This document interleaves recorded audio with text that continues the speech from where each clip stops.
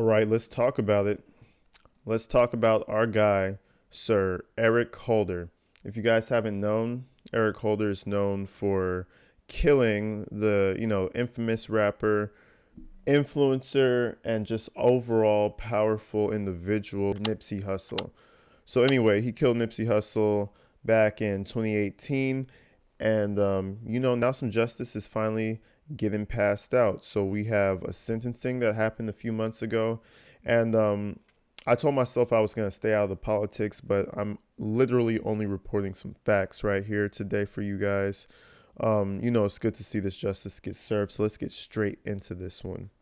All right, so here is a breakdown that the lawyer goes through, and it basically explains what happens that day and just all the movements of Mr. Eric Holder. So let's get into this.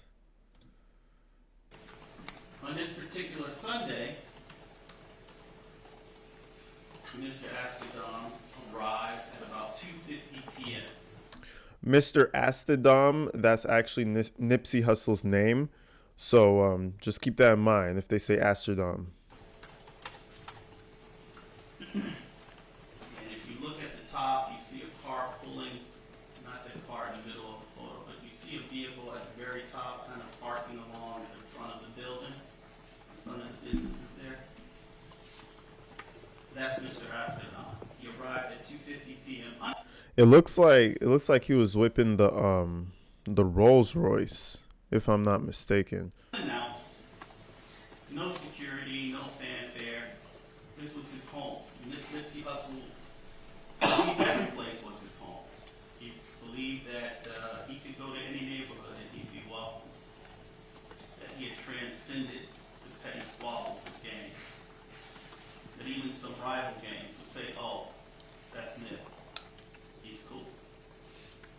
So certainly he felt very comfortable in his own neighborhood and on his own property.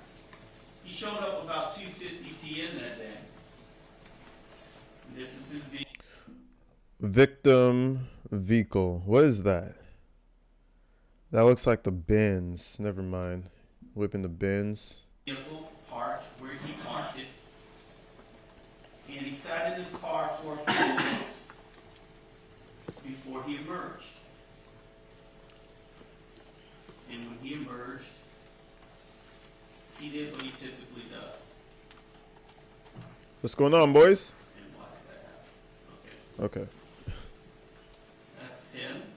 You can see him wearing a white shirt, a white do-rag. He's got some shorts on. First thing he does is get out of the car and greet someone. Daps up somebody else in a white t-shirt. So that's his car right there in front of, I think that's the Marathon store. Well, where the sign says THC next to the T-Mobile store. So he comes out and he greets the homie over here in the corner. Normal day. This is about 2:53 in the afternoon, and about 30 minutes into he'll be lying dead in that very parking lot. Damn. Now, what happened between this moment and that? Well, you're going to hear from this woman, Brian Nichols. Let me tell you a little. Brianita Nicholson. Her name is Brianita. Bro, black people don't got no sense with names, bro. I'll tell you one thing, bro. Black folks, they be naming their kids anything, bro. Brianisha? Damn, bro. Did her dad hate her? I know he wanted a boy. For a fact. That was supposed to be a boy. Just saying. Let's get into it. A little bit about Brian. Brian Nita was born in the Deep South. She moved to Los Angeles as a little girl with her mother. She lived in the city for. Shout out to Brianita, man. Just change your name to Anita. Because that's not it. Change your name to Anita, please. ASAP. Please and thank you. Now, Brianita will describe the relationship to you in her own words. But you'll see from the evidence that she had an interest in him. She liked him. But you'll also hear that this was not a dating relationship. What's with women that have two jobs and their lives kind of going on track and all that stuff, and then they just go for a deadbeat? Like that doesn't make sense to me. Like, go after someone at your level. You can't save him, sis. You can't save him. Don't save him. He don't want to be saved. Don't, like, come on now. Like that. Go for a man who got two jobs too. Then when you guys, when you guys get in, it's real special. Like, come on now. Relationship. There was really no affection for her in this relationship. There was one or two times that they were intimate, but even those were very cold. In hearing her testify about why she was interested in Mr. Holder and why she spent time with him, I think you'll find that she was lonely and wanted to be in a relationship. And Mr. Holder treated her okay. She noticed he had a lot of tattoos on his body, but she didn't take particular notice of what they said or what they meant. During the less than 1 month time that they spent together, she also seen him with guns on more than one occasion. She knew he was a gang member. Come on. Brian Nita lives in LA and she met Eric Holder. She knew he was a gang member. Stop playing like you don't know. She thought that because of the neighborhood that they both lived in, like a lot of young men his age, he was carrying a gun for protection. You know he's a gang member. Stop acting stupid, Brian. Ita.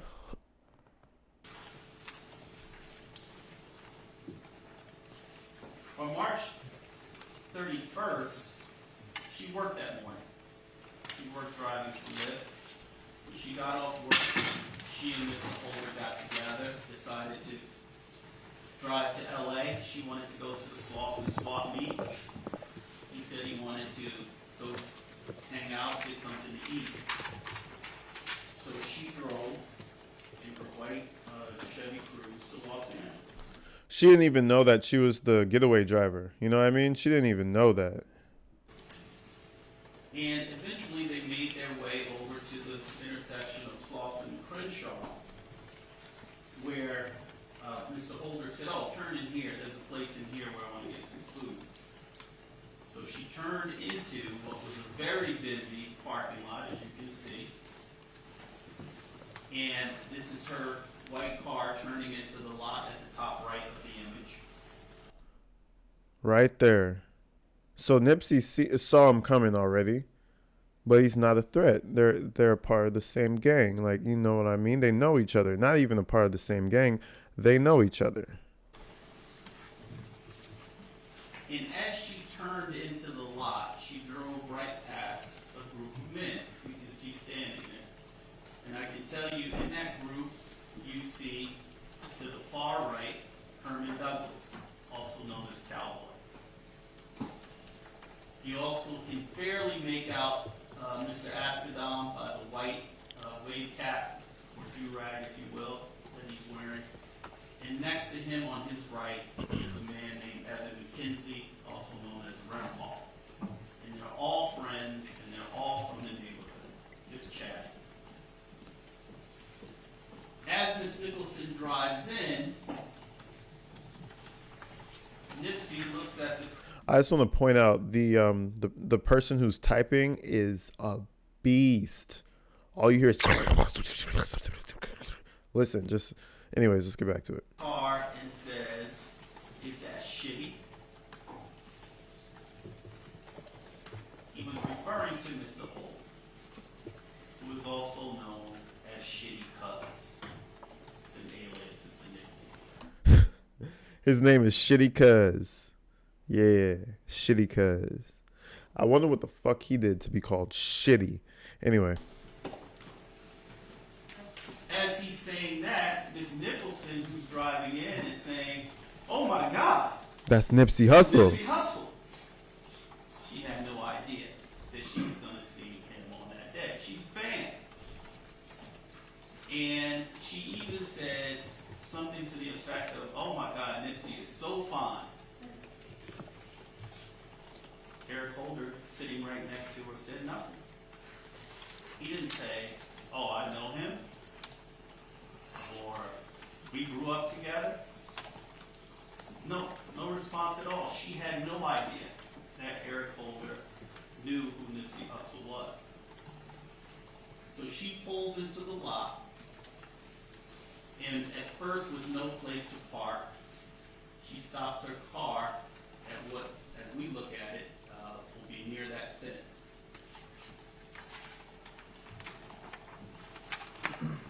Yeah, it's a lot of cars moving around. So he sees Shitty Cuz, and she just pulls up. Shitty Cuz doesn't say anything that he knows him. He's just quiet. I feel like he kind of already had plans for Nipsey, bro. Like, he knew something was going to go down on this day. Maybe he didn't know exactly what, but I feel like he knew something was going down today. Like, but let's go. What happens next is Eric Holder gets out of the car. You can see him there in the still. Yep, there he is. And With one that of the disgusting things you'll notice posture. about him is that he's shirtless. And he was shirtless when he got in her car in Long Beach. That's where they were living. That's where they met up. That's where they left to come to Los Angeles. He was shirtless with a bandana around his neck. And as far as she knew, up to that point, she hadn't seen him with any guns or any weapons or anything. But he gets out of the car and he goes directly across the parking lot into a place called Master Burger. So he doesn't approach Nipsey. And when he walks into Master Burger, we get probably the best images of him that we have in the trial. He goes into Master Burger, he orders some food,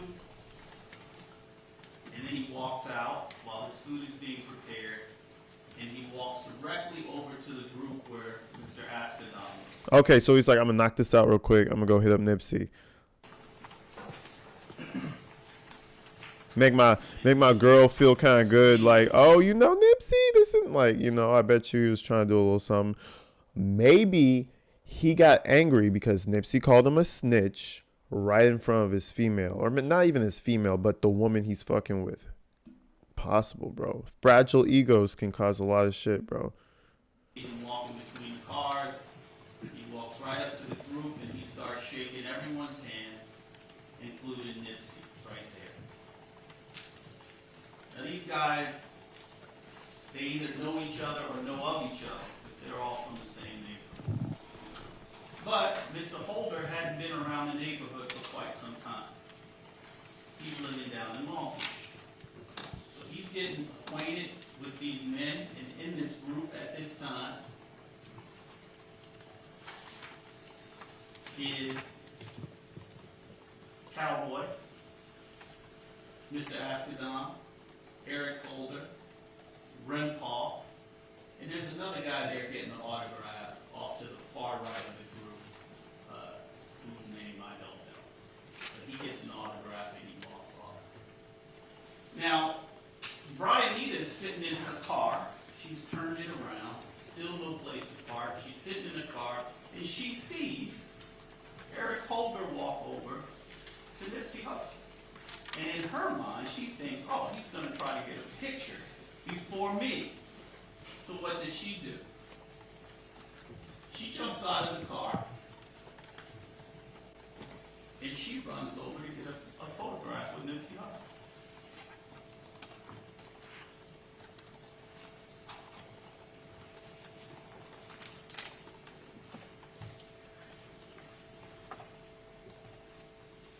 Walks right up to the group, and she notes that there's a conversation going on. And she doesn't know how it started. She's not even sure what was being said, but she heard Mr. Holder using the word snitch for Mr. Askadon, saying something to the effect of, did you snitch or did you ever snitch? Something. Oh, I thought it was the other way around. Holder was asking Nipsey about snitching. Now, see, I've heard some things on YouTube, but I don't pay much attention to it about, questions like, did Nipsey snitch? Was he an informant? But I never paid attention to it. But at least now we see that there's like at least evidence that that question was asked toward Nipsey. Like that. She's really unclear on what was being said or what context it was in, but she hears the word snitch. And when asked what were the demeanors of both Mr. Askadam and Mr. Holder, she said, well,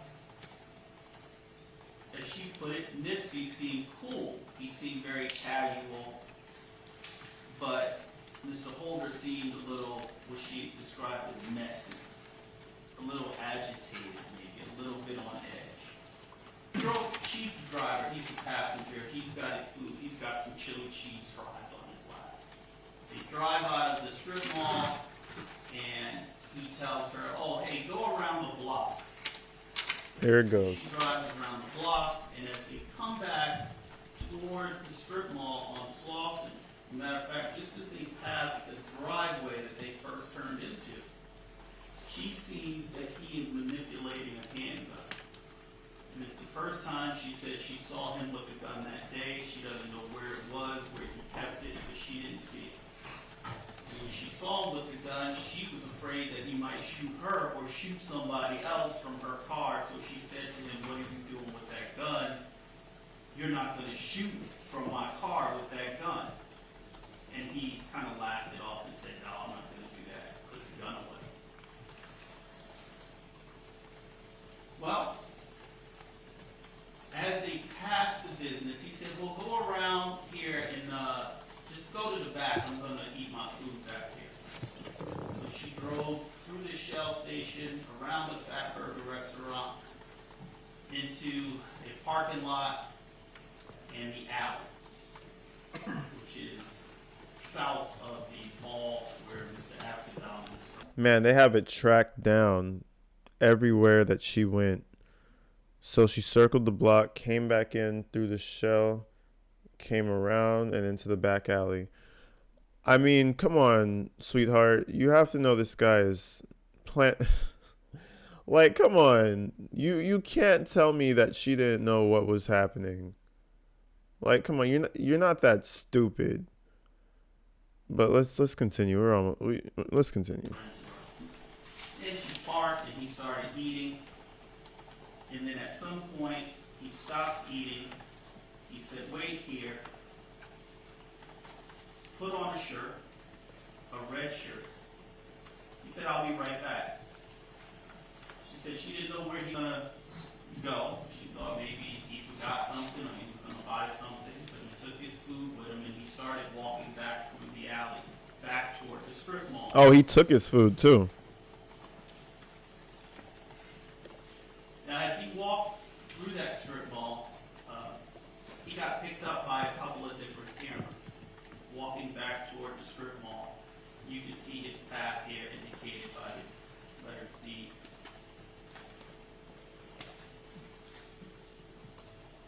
And if you look at the upper left-hand corner, that is camera 6, picking him up as he turns the corner from the alley back into the strip mall. Mr. Askadam is leaning up against the car. He's talking to a man named Kerry Lathan, who had recently arrived. He's also talking to a man in a pink shirt named Sherman Villanueva, who arrived with Mr. Lathan. And Evan McKenzie, also known as Rempar, is still there.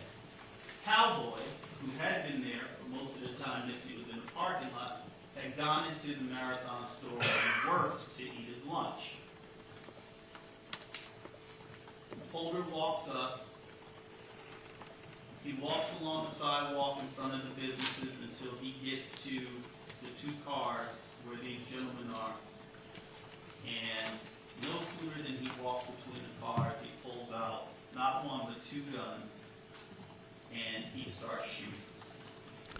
Wow, I didn't know all of this, bro. He pulled two guns out and started shooting. What does he think, these John Wick or something, bro? Like, get the fuck out of here, bro. Like, this guy he was just angry, jealousy, envy, bro. Like, it's a serious thing, bro. There's no reason. I mean, that conversation could have been disrespectful at some point. Who knows what happened for real in that conversation? But for this guy to just come out blasting is crazy to me, bro. That's what. Start shooting in this very tight, confined space where there are four people, and he strikes three of the four people. Nipsey Hustle struck almost immediately, and you'll hear about one of his injuries transected his spine, severed his spinal cord, and when you see him drop, he almost drops like dead weight, and he's never able to move again. One of the first shots must be the shot that took away his ability to move his legs. Eric Wow. Holder is shooting from a .40 caliber semi-automatic handgun and a revolver. He fires at least 10, possibly 11 shots. 10 separate shots go into the body of Nipsey Hustle. Wow, he fired 10 shots, he hit him 10 times. That's crazy, bro. And after he's done shooting, he walks over, he kicks him in the head, and then he runs back toward the alley. Yeah. Brutal, man. Brutal. Yo, Judge over here looks like he's getting ready to hand out some years. He's ready to hand out them years and go sleep like a baby. Let's do it. Jury in seat 12. Yes, sir. Has the jury reached a verdict on all counts? Yes, sir. All right, please hand the verdict form signed and unsigned to my bailiff, please. You got a jury from LA, you're going to jail, bro. Nipsey, jail. You're going to jail, dog.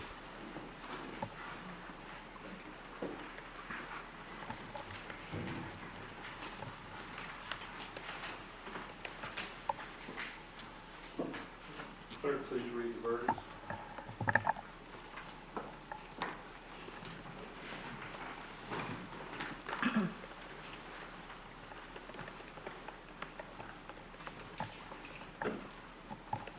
In the Superior Court of California, County of Los Angeles, Department 104, the people of the state of California versus Eric Ronald Holder Jr., case number BA 475908. We, the jury, in the above entitled action, find the defendant, Eric Ronald Holder Jr., guilty of the crime of first-degree murder. All right, now after years and years of getting this trial to push forward, we finally have a result after being found guilty. Let's do it. What was presented as to Mr. Holder's mental health. One thing I want to just point out real quick, the look of hopelessness, man, within this guy's eyes is real, bro. Like, history.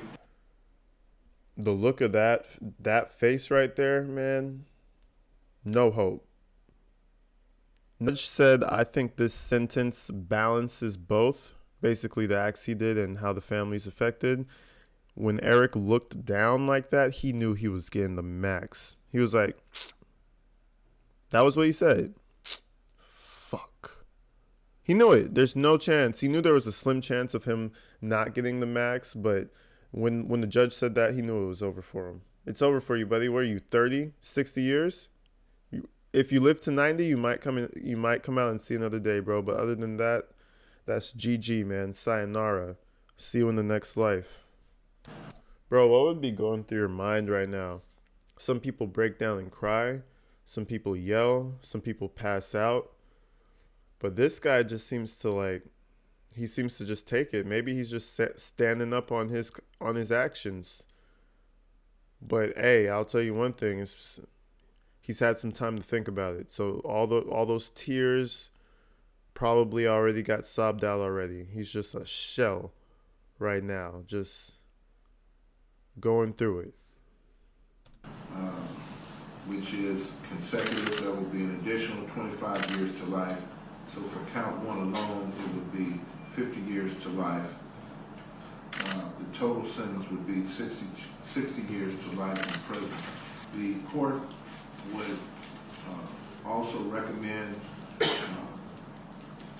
to the Department of Corrections that the defendant be housed in a facility that would address his mental health needs. All right, so check this out, man.